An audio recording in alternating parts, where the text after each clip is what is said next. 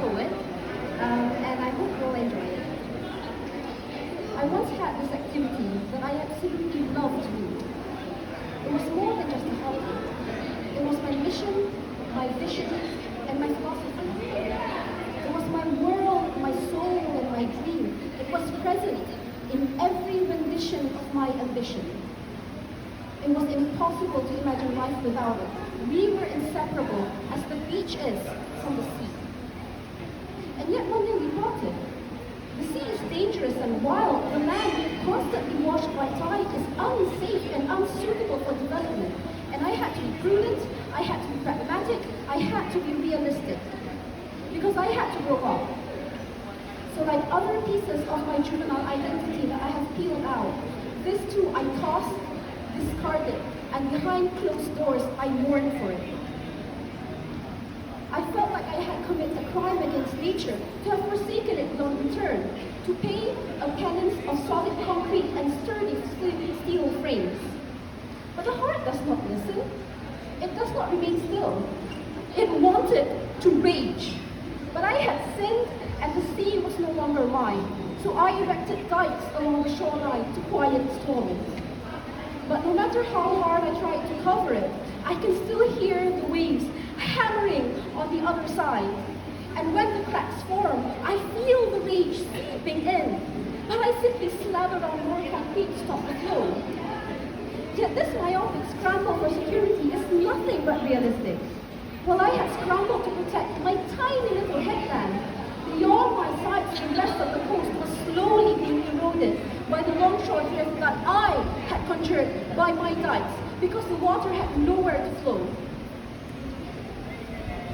And the next thing I knew, I looked around and I don't even recognize my coastline anymore.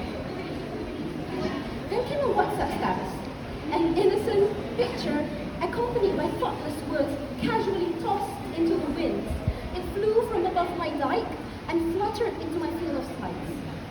And like a mother gently coaxing her child, it led me above the concrete walls to just look at the sea with its rise and its falls.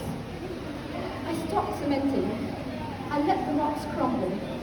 I watched the tide spill in for the first time in nearly a decade. I bit my lips and stayed my limbs that I had trained to fix this mess. I felt the water creep under my feet and pulled the sand back. I lost my balance and fell, utterly embarrassed and ashamed of the sea legs I had grown. I was right. The sea had forsaken me. It is no longer my haven. However, before I could drown myself in self-pity, a gigantic wave loomed from beyond the horizon. And my heart fluttered.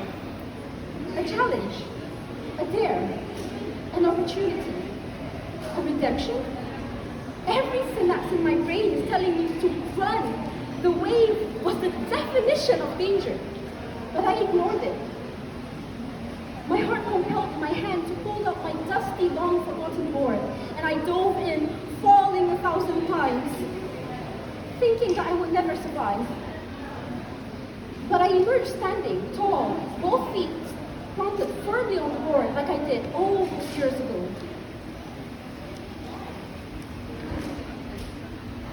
I stood in the wreckage of my beach, once protected from the elements.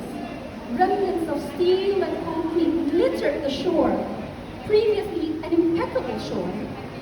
And with the last rocks dragged down, the golden rays of sunset now has its reach, draping my flooded beach in a prismatic light show.